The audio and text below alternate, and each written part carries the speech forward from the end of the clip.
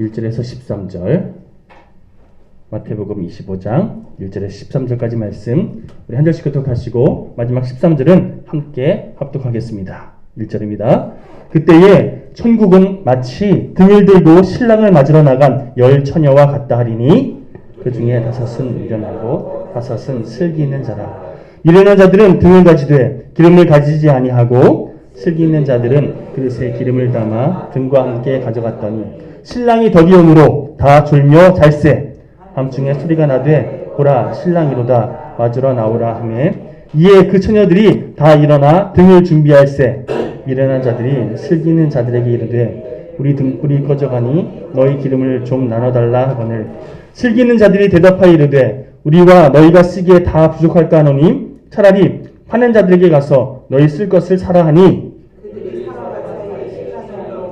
준비했던 자들은 함께 혼인잔치에 들어가고 문은 닫힌지라. 후에 남은 처녀들이 와서 이르되 주여 주여 우리에게 열어주소서. 대답하여 이르되 진실로 너희에게 이르노니 내가 너희를 알지 못하노라 하였느니라. 13절 그런즉 깨어있으라 너희는 그날과 그때를 알지 못하느니라. 아멘. 할렐루야. 이번 주간에 요한복음 말씀 묵상하면서 혼인잔치, 결혼잔치에 대한 본문을 쭉 묵상했습니다. 사실 오늘 주일날 말씀 본문이 오늘 이 본문이 아니라 다른 말씀으로 선포할 흐름이었는데 하나님께서 또 혼인잔치에 대한 말씀 묵상하다 보니까 여러분들에게 또 주시는 어떤 은혜가 있는 것 같아서 말씀을 좀 바꿨어요.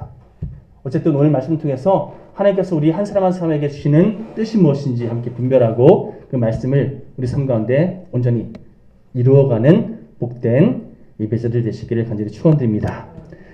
오늘 본문에 소개하고 있는 비유의 내용은요. 간단하게 요약해보면 10 처녀가 신랑을 맞이하러 나갔습니다. 그런데 신랑이 예정보다 늦게 와요. 그러다 보니까 기다리던 10명의 처녀가 그렇지 않아도 혼인식, 결혼식 준비하냐고 아주 힘들었을 거 아닙니까? 피곤하고 고단한 그런 와중에 기다리는 사람이 계속 안 오니까 결국 기다리다 지쳐서 잠이 들고 말았다. 그리고 본문 13절 결론 부분에 이렇게 결론을 냈습니다. 그런즉 깨어있으라 너희는 그날과 그때를 알지 못하느니라. 자, 우리 본문 1절부터 쭉 살펴볼 텐데요. 자, 주님께서 이 비유를 통해서 무엇을 말씀하고 계시는지 주님의 뜻이 무엇인지 함께 이 시간 바르게 분별하는 시간 되었으면 좋겠습니다. 마태복음 25장 1절 말씀 우리 함께 봉독해 볼까요? 시작. 그때에 천국은 마치 등을 들고 신랑을 맞으러 나간 10 처녀와 같다 하리니. 이 당시에 유대인들은요 결혼식을 2번 진행했습니다. 재혼했다 이게 아니라 약혼식하고 혼인식 진행하는 이런 개념으로 일명 첫 번째 결혼을 정혼식이라고 해서요. 이 정혼식 마치면 법적으로는 두 사람이 부부로 인정받아요. 그런데 정혼식 마친 후에 바로 둘이서 신혼살림을 차리는 게 아니라 정혼식 마치자마자 이 신랑은 다시 자신의 집으로 돌아가서 대략 한 1년여 정도의 시간 동안 자신의 아버지의 감독하에 신부랑 함께 지낼 수 있는 이 혼인 살림집을 장만하고 준비하기 시작합니다. 그래서 요한복음 14장에 보면요.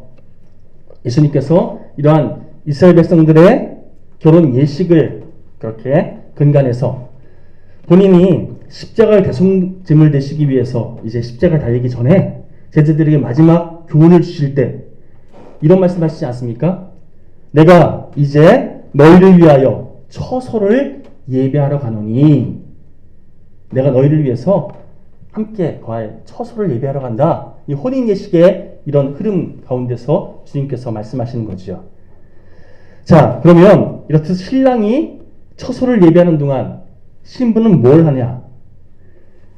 신랑이 자신을 다시 맞으러 올 때까지 신부 수업, 이런저런 신부로서 아내로서 해야 할 준비할 것들을 준비하는 것은 물론이고 정결한 신부로서 신랑을 맞이하기 전에 신랑이 올 그때를 그렇게 신실하게 준비하는 그런 시간을 보냈다는 거죠. 자, 그러다가 신랑이 이제 어느 정도 함께 살 집을 또 살림을 잘 준비했다. 신랑의 아버지가 어느 순간 갑자기 신랑에게 말합니다. 얘야, 이제 너 준비가 다 끝난 것 같으니까 신부를 데리고 오렴. 자, 이렇게 신부를 데려올 때는요, 신랑의 아버지의 권한이 있었어요. 신랑의 아버지가 결정하고 데려와라 라고 말해야지만 신랑이 신부를 데려올 수 있었다는 거예요. 그래서 주님께서 다시 오실 그때를 언급하실 때 유대인들의 이런 결혼 풍습에 빗대어서 내가 다시 올 그때와 기한은 아버지께 있다 라고 말씀하시죠.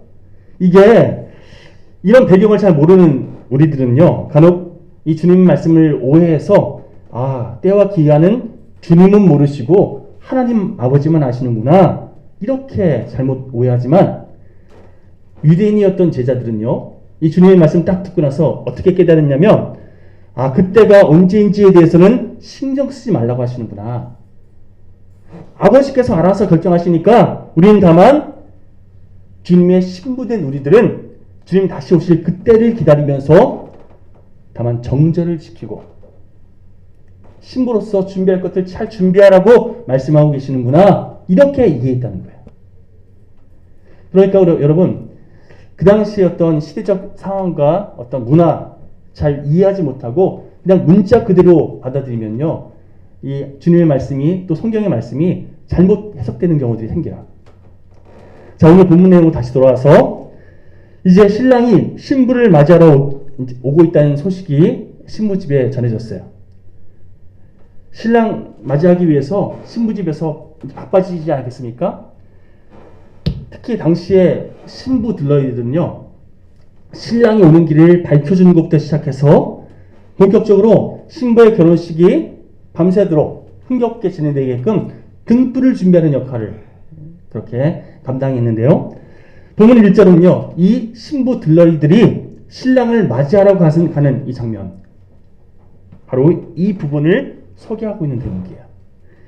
자, 본문 2절 말씀 우리 다시 한번 읽어볼까요? 자, 2절 시작. 그 중에 5은 미련하고 5은 슬기 있는 자라.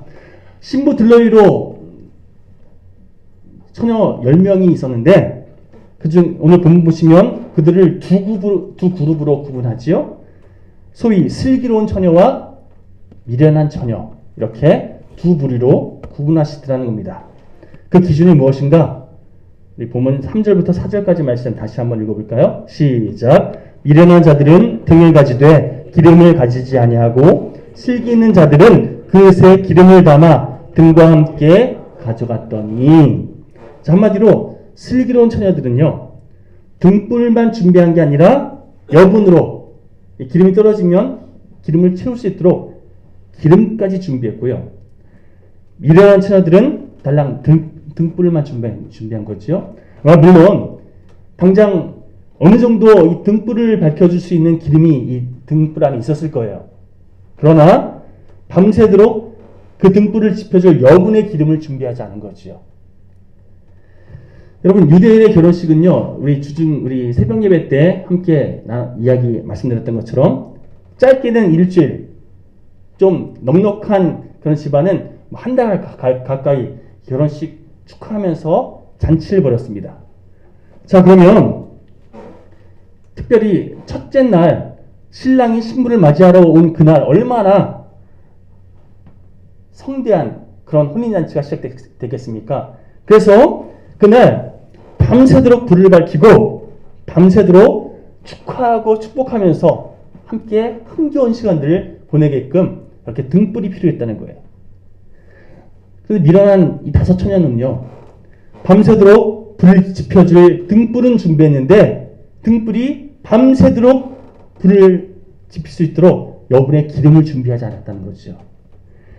자, 이제 이 기름을 준비했느냐 아니면 준비하지 않았느냐, 바로 이걸 기준 삼아서 성경은 미련한 처녀와 슬기로운 처녀를 구분하고 있는데요.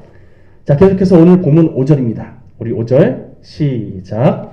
신랑이 더디움으로 다 졸며 잘세. 자, 우리 결말 부분인 13절에 보면요. 그러므로 깨어있으라 라고 결론 맺기 때문에 사람들이 그러므로 졸지 말고 깨어있어야 되는구나. 이렇게 이 비유를 해석하곤 하는데요. 자, 다시 한번 보실까요?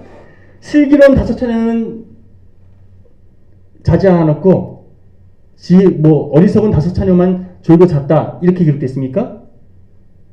자, 다시 한번 보십시오. 다 졸고 다 잠들었어요. 한마디로 10명 다 잠들었다는 거예요. 그런 맥락에서 졸지 말고 늘 깨어있어야 된다. 그런 흐름으로 이 말씀을 해석하면요. 뭔가 좀 내용이 어그러져요. 한마디로 의미가 왜곡되어진다는 겁니다. 그러면 여러분, 이 본문, 이 비유를 통해서 주님께서 우리에게 무엇을 말씀하시는지 바르게 해석하기 위해서 우리가 한 가지 짚고 넘어갈 것이 있는데, 성경을 읽을 때 우리가 실수하는 것 중에 하나가요. 자꾸만 하나의 틀을 기준 삼아서 그 틀을 모든 구절에 다 적용하려 듣는 이런 습성이 있어요. 그래서 예를 들어 깨어있으라 라는 이 구절이 다른 구절에서도 혹은 주님의 말씀 가운데 너희들 깨어있으라 이런 말씀하시는 구절이 있거든요. 그 개념으로 깨어있으라라는 그런 구절이 나오면 다 적용시켜버리는 거예요. 여러분, 우리의 언어와 글이라는 것은요, 의외로 한계가 있습니다. 그래서 어떤 상황에 대해서 묘사하거나 또 그것에 대해서 서술할 때 그 안에 담겨있는 감정적인 요소 그리고 정서적인 요소 잘 담아내지 못하는 경우가 있어요. 그래서 이게 무슨 의미인지를 잘 파악하지 않으면 이 내용을 오히려 다르게 해석해버리고 오해하게 되는 경우도 생기거든요. 그래서 제가 전에 섬겼던 목사님, 담임 목사님께서요, 중요한 이야기 있을 때에는 문자로 보내지 말라고. 괜히 그 문자가 다른 의미로 전달되어서 오해가 생긴다고. 그러니 항상 만나서 이야기하거나 상황이 여의치 않으면 문자 말고 전화라도 해서 어떤 목소리의 느낌이라든지 그런 감정이 함께 공유될 수 있도록 그렇게 흘러가야 된다고. 문자로 하지 말라고 말씀하신 적이 있거든요. 더 쉬운 예를 들어볼까요?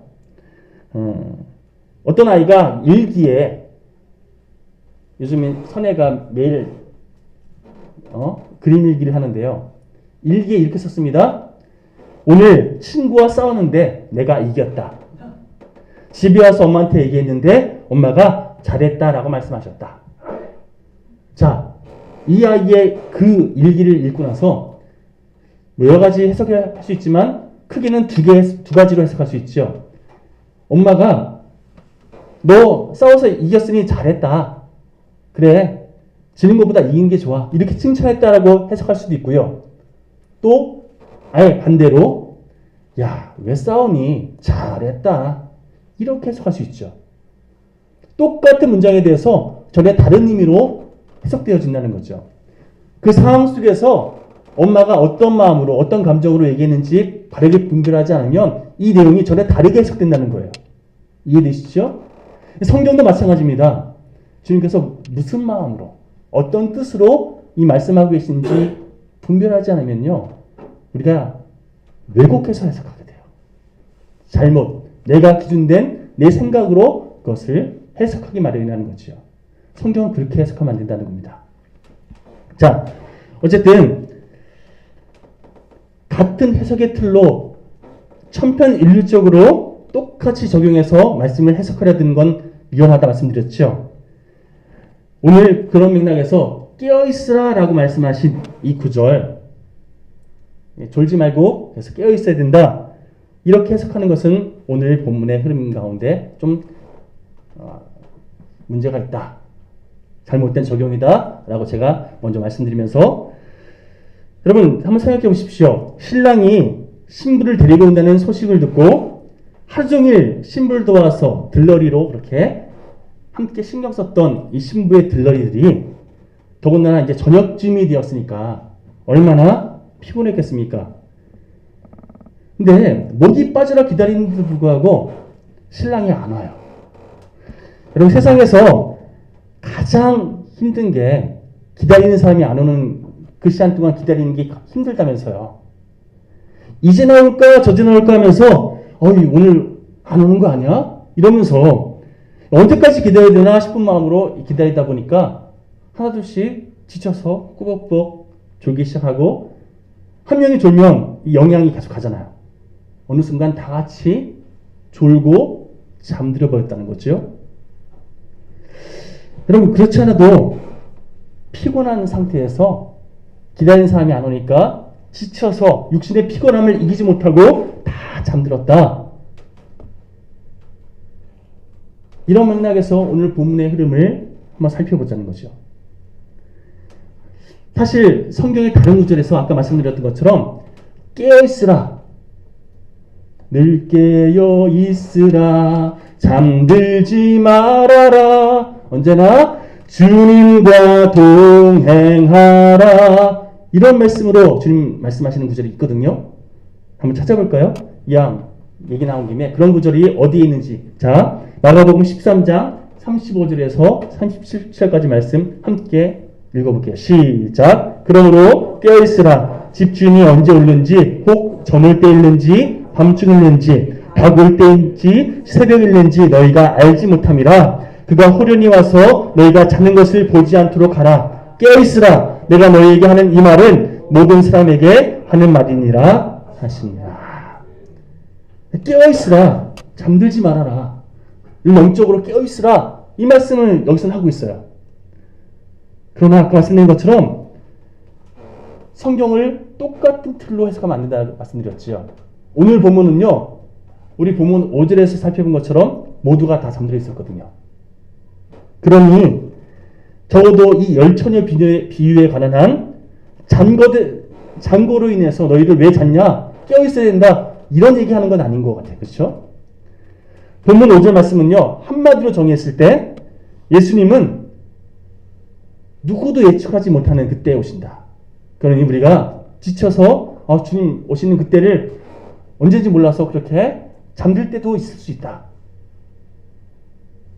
이걸 전제해서 말씀이 진행돼요. 그리고 그렇다면 너희들이 잠들 수도 있는데, 그러면 주님께서 이 비유를 통해서 뭘 말씀하고 계시느냐? 이제 이게 우리가 살펴볼 내용이죠. 자, 계속해서 6절입니다. 6절 7절 말씀 한 목소리 읽어볼까요? 시작. 밤중에 소리가 나되 보라 신랑이로다, 맞으러 나오라 하매 이에 그 처녀들이 다 일어나 등을 준비할세. 갑자기 신랑이 찾아왔어요. 언제 올지 몰랐는데 갑자기 오신 거예요. 자, 주님 신랑이 온다는 얘기를 듣고 10명의 처녀가 다 같이 깜짝 놀라서 일어났죠. 자, 이제 여기까지는 문제 없어. 다 똑같이 일어났습니다. 그런데 그동안 드러나지 않았던 본질적인 문제가 그 다음부터 드러나기 시작합니다. 우리 본문 8절 함께 읽어볼까요? 시작. 미련한 자들이 슬기는 자들에게 이르되 우리 등불이 꺼져가니 너희 기름을 좀 나눠달라 하거늘. 다 같이 잠들었는데 깨어서 보니까 등불이 이제 꺼져가는 걸 확인한 거예요. 5명이 소위 지혜롭지 못한 미련한 처녀들이.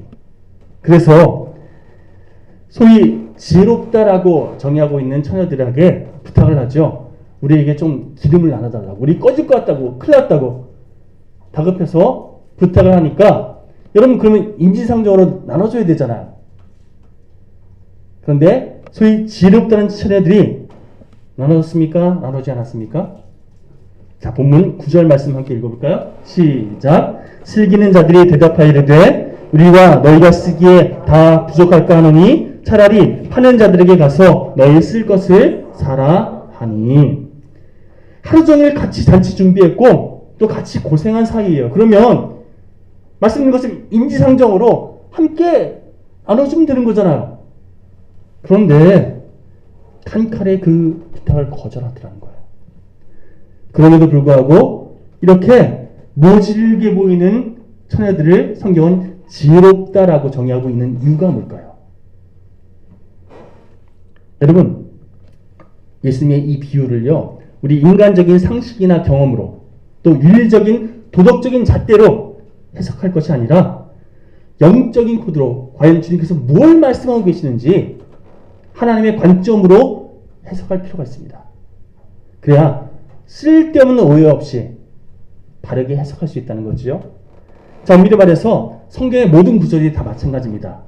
나의 경험, 나의 생각, 나의 기준을 해석의 틀로 삼으면요, 말씀을 왜곡시켜버려요. 하나님께서 나에게 무엇을 말씀하시는지 그 진리를 깨닫지 못하는 거지요. 우리의 경험, 윤리, 상식으로 해석하지 마시라는 겁니다. 오늘 본문에서 나누지 않은 정없어 보이는 이 처녀들을 일컬어서 지혜로운 처녀들이다 말하는 이유가 다 있습니다. 여러분, 먼저 상식적인 이유를 말씀드릴게요. 기름을 준비한 이 10명의 처녀가 어떤 역할로 기름을 준비한 거죠? 아니, 등불을 왜 준비한 거죠? 신랑 오는 걸 맞이하려고, 어두운 길을 밝혀주려고, 또 밤새도록 잔치에 불을 지펴주려고. 그러면 행여라도 지금 어려움 당한 자기의 동료들 도와주기 위해서 기름을 나눠줬잖아요. 그럼 어떻게 됩니까? 잔치 중간에 모두가 다 불 것이죠. 그러면 한참 밤새도록 흥겹게 잔치가 진행되는 것이 오히려 도와줌으로 인해서 잔치가 중단되는 이런 사태가 벌어집니다. 그래서 당장의 인지상정으로 기름을 챙기지 않은 사람들에게 나눠주는 이 선택한 것이 아니라, 아니다, 그래도 잔치가 잘 진행되게끔 우리 기름은 나눠주지 않고 너희들 빨리 가서 기름을 좀 부어오는 게 더 현명하겠다. 그게 잔치를 도우는 거다. 우리 역할은 거기에 있다 라고 얘기하면서 슬기로운 다섯 처녀가 미련한 5명에게 이렇게 얘기하죠. 빨리 가서 기름 파는 사람에게 가서 기름을 구해오라고. 자, 어떤 뉘앙스로 얘기했을까요? 야, 우리 쓰기에도 부족해. 너희가 알아서 챙겨야지. 빨리 가서 구해와. 이렇게 얘기했을까요? 아마도 제가 생각하기에 뉘앙스가 어떻게 바뀌는지, 또 내용이 어떻게 바뀌는지 한번 들어보십시오. 우리와 너희가 쓰기에 다 부족할 것 같아. 차라리 더 늦기 전에 기름 파는 사람들에게 가서 빨리 너희 쓸 거 좀 구해와. 그게 현명한 조치 아닐까 싶어. 그래, 빨리 가서 좀 구해와. 결혼잔치 이 복된 시간 망치면 안 되잖아. 우리가 먼저 불 밝히고 있을 테니까 빨리 가서 구해와. 자, 5명의 지혜롭다 하는 처녀들이 매정해 보입니까? 오히려 지혜롭게 보이죠. 여러분, 이런 뉘앙스로 저는 얘기하지 않았을까라고 전제해서 말씀 읽어보니까요, 정말 지혜로운 처녀가 맞더라고요. 그런데 여러분, 행여 이런 뉘앙스로 얘기하지 않았다 할지라도 상관없습니다.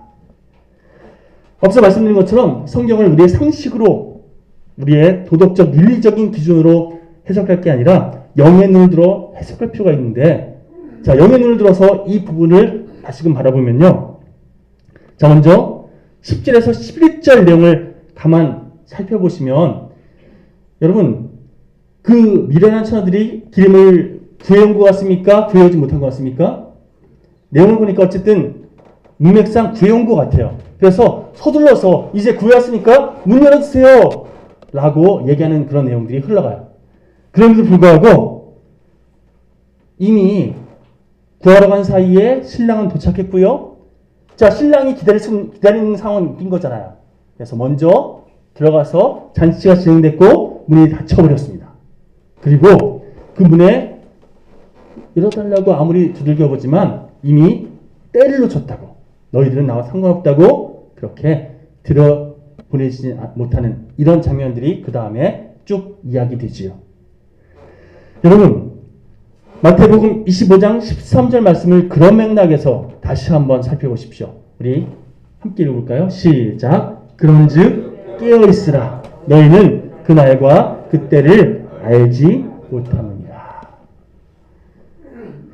문맥상으로 여기에 그런즉 깨어있으라라는 이 구절이 들어갈 게 아니라 그런즉 기름을 준비하라, 이게 맞는 것 같은데, 굳이 깨어있어라고 말씀하신 이유가 뭘까요? 영적으로 깨어있어야 너희들이 준비할 수 있다는 거예요. 여러분, 계속 말씀드린 것처럼 5명은 졸고 5명은 깨어있었다? 아니잖아요. 다 졸고 있었습니다. 그럼에도 불구하고 그런즉 깨어있으라 말씀하시면서 5명의 지혜로운 처녀와 5명의 미련한 처녀로 이렇게 구분하신 이 맥락 가운데는요, 가장 중요한 주님의 의도가 있다는 거예요. 자, 이 의도가 뭔지 우리 본문 1절에서 우리가 그 힌트를 찾을 수 있는데요. 자, 본문 1절 말씀 좀 넘겨보시겠습니까? 예, 함께 읽을게요. 시작. 그때에 천국은 마치 등을 들고 신랑을 맞으러 나간 열 처녀와 같다 하리니.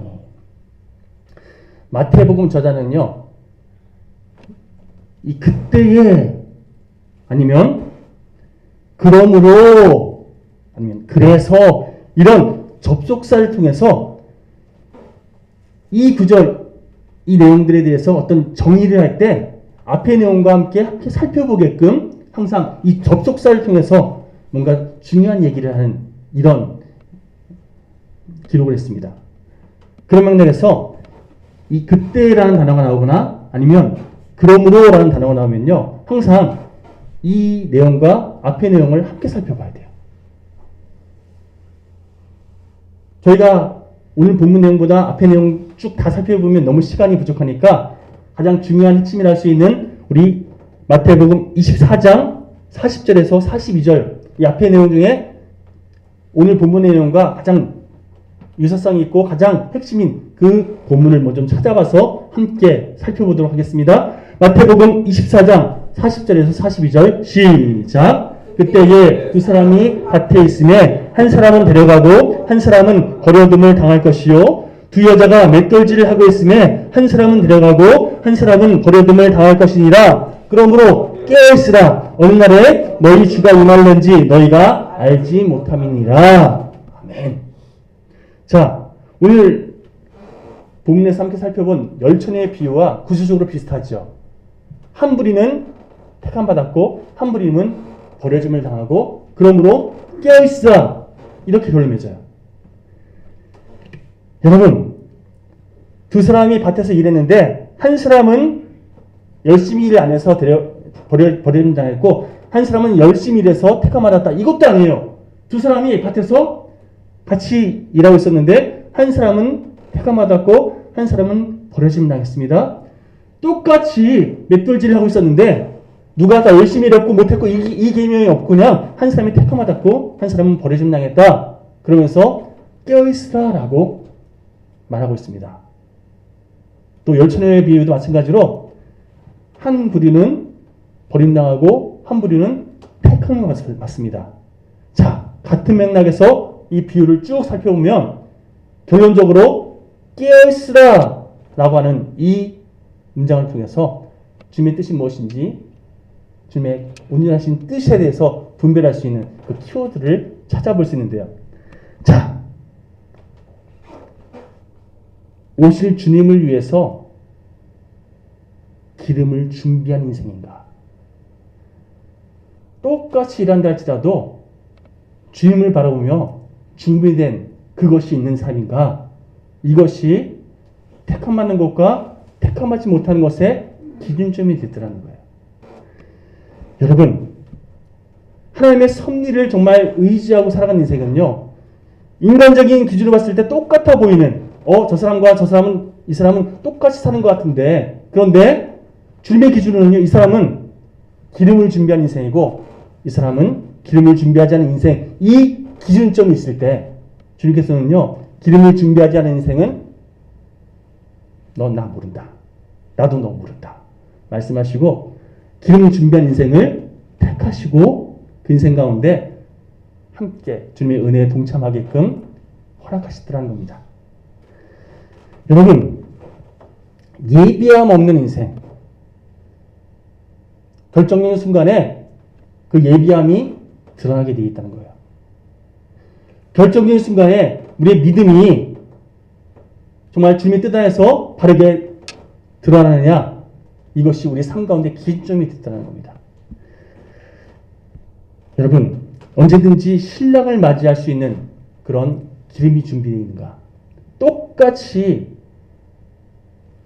잠들고 주님께서 언제 오실지 몰라서 그렇게 졸 수 있는 그런 상황이 우리에게 있을지라도, 그러나 주님이 오셨을 그 순간에 내가 주님의 오심을 기뻐하면서 활활 불태울 수 있는 그 성령이 나에게 내 삶 가운데 예비되어 있는가? 내 삶 가운데 그것이 준비되어 있는가? 이 기준점을 통해서 여러분, 하나님께서 우리의 삶 가운데 허락하시는 그때에 우리가 하나님께 택함받는 그런 은혜의 과정들을 누리게 될 줄 믿습니다. 때때로 우리가 오해하고 있는 것이요, 종말 사상. 요즘에 또 지난 주간에 한참 JMS의 뭐 사건 때문에 한참 시끌시끌했는데요. 여러분, 사이비나 이단이 종말론에 대해서 잘못 활용하고 그것을 또 이상하게 적용해서 사람들이 종말론 하면 좀 뭔가 좀 거부감이 있어요. 그런데 사실 말하자면요, 종말 사상은 우리에게 아주 중요한 신앙 고백의 근간입니다. 주님이 오실 그때, 언제가 될지 모르지만 그때를 준비하며 구원받은 그리스도인으로서 매 순간 우리가 기름을 준비하며 살아가는, 주님께서 허락하신 그때에 내가 준비된 그것으로 주님께 귀하게 쓰임받을 수 있는 이 준비됨이 있는가? 이게 굉장히 중요한 키포인트라고 오늘 본문 이 비유를 통해서 말씀하고 계시죠. 그것뿐만 아니라 여러분, 자, 우주적인 종말, 우리 예수님이 다시 재림하실 때는 우주적인 종말로 이렇게 정의할 수 있고요. 그 우주적인 종말이 우리 때에 오지 않을지라도 우리는요, 살아가면서 언젠가는 종말을 맞이하게 되어 있습니다. 언제요? 우리가 죽을 때. 그런 맥락에서 종말 사상은 내가 언제든지 죽을 수밖에 없는 그런 인생을 깨닫고 주님께서 나를 부르실 그때에 내가 주님께 기꺼이 나의 삶 가운데 올려드릴 것이 있는 그런 준비된 인생으로 살아가야겠다. 이걸 깨닫고 결단하며 그렇게 살아가는 삶의 모습을 우리에게 허락합니다. 지금 당장 예배 드리고 와서 나가다가 사고 날 수도 있고, 제가 중학교 때 예배 드리고 나가다가 오토바이 사고로 아버지와 같이 병원 입원했다 말씀드렸잖아요.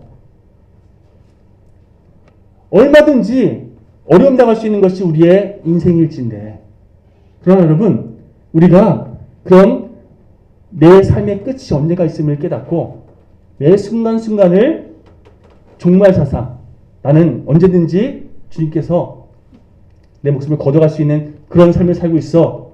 그러니 나는 그 주님의 뜻에 합당한 삶을 살아야 돼. 이렇게 종말 사상, 건강한 온전한 종말 사상으로 우리가 하루하루 살아갈 때에 여러분, 매 순간의 선택이 의미 있는 선택으로, 또 모두에게 유익한 선택으로, 나에게만 유익한 것이 아니라 하나님께서 기뻐하신 선택들로 채워져 가지 않겠습니까? 오늘 주님께서 말씀하시는 이 기름 준비한 10명의 처녀, 5명의 처녀는요, 너희 삶 가운데 하나님께서 허락하신 그때에 정말 하나님께서 기뻐하시는 그 순간을 불태울 수 있는 예비됨이 있는가? 삶 가운데 그렇게 주님의 뜻에 합당한 그런 준비함이 있는가? 깨어 하나님께 온전히 맡길 수 있는 그런 예비함이 있는가? 이것을 우리에게 물어보고 계십니다. 그리고 그렇지 못할 때 하나님의 때에 결정적인 그 순간에 주님께서 우리에게 말씀하십니다. 나 너 모른다. 너 나와 상관없이 살았다. 적어도 이런 말은 듣지 말아야죠. 결론을 맺겠습니다. 그런즉 깨어있으라. 그날과 그때를 알지 못하느니라. 여러분, 내 인생의 종말이 언제든지 찾아올 수 있다. 이것을 우리가 늘 기억하며 살아가면요, 지금 이 순간이 내 인생의 마지막 순간인 것처럼 내가 최선을 다해 살 수 있지 않겠습니까? 뭐 예를 들어서 우리 종현 형제가 일주일 뒤에 뭔가 마감하는, 모든 것이 다 맞춰지는 그런 시한부 인생을 살고 있어요. 종현 형제는 앞으로 60년 이상 살 거기 때문에 전혀 이 얘기가 전혀 문제가 없는 그런 적용점이기 때문에 말씀드린 거예요. 그러면요, 남은 일주일 동안 아우, 나 이제 죽게 되는데 어떡하지 하면서 그렇게 두려움으로 일주일 보내는 게 아니라 오히려 그 일주일을 더 의미 있게 살기 위해서 최선을 다해 매 순간순간을 소중하게 살아갈 때 그 인생이 의미 있는 삶 아니겠습니까? 마찬가지로 내가 언제든지 죽을 수 있음을 인식하면서 매 순간순간을 그렇게 의미 있게 값어치 있게 하나님께서 기뻐하시는 것들로 채워가는 인생 될 때 여러분 그런 인생을 하나님께서 사용하십니다. 오늘 본문을 통해서 우리 우선순위들이 정말 바르게 세워져 가고 사실 오늘 저희 큰딸이 모의고사가 있다고 해서 그래서 그 시험 봐야 된다 그래서 꼭 봐야 된다 그래서 어떤 기준점이 있다 그래서 그 시험 보고 나서 영상으로 예배 꼭 드리겠다고 약속받고 그렇게 왔는데 마음 가운데 그런 마음이 있어요. 주일날 만약에 시험 봐야 된다 그러면 주일날 예배 드리고 나서 만약에 시험 못 보게 되면 예배 먼저 드리겠습니다. 이렇게 얘기할 수 있는 그런 견고한 믿음이 제 딸 가운데 있기를 또 우리 성도님 삶 가운데 있기를 어쨌든 오늘 시험 잘 보길 기도하면서 오긴 했는데 여러분 그런 견고한 기준들이 우선순위가 우리에게 있을 때 어떤 순간에서도 우리가 하나님을 예배하는 예배자로서 더 귀하게 쓰임받지 않겠습니까? 나의 우선순위는 오직 하나님께 있습니다. 그러면요 우리의 결정들이 달라지게 되어 있습니다. 나의 유익을 위한 선택들, 나의 만족을 위한 선택들이 이제는 하나님을 위한 선택들로 우선순위가 바뀌어지겠죠. 그럴 때 기름 준비한 열처녀처럼 결정적인 그 순간에 그 역할대로 쓰임받게 되는 하나님의 복된 지혜로운 인생들로 쓰임받게 될 줄 믿습니다. 자, 여러분들이 우선순위가 바르게 서 있는 하나님의 복된 지혜로운 일꾼들 되시기를 주님의 이름으로 간절히 축원드립니다. 오늘 말씀 함께 되새기시면서 찬송과 이 찬양 함께 고백할까요? 176장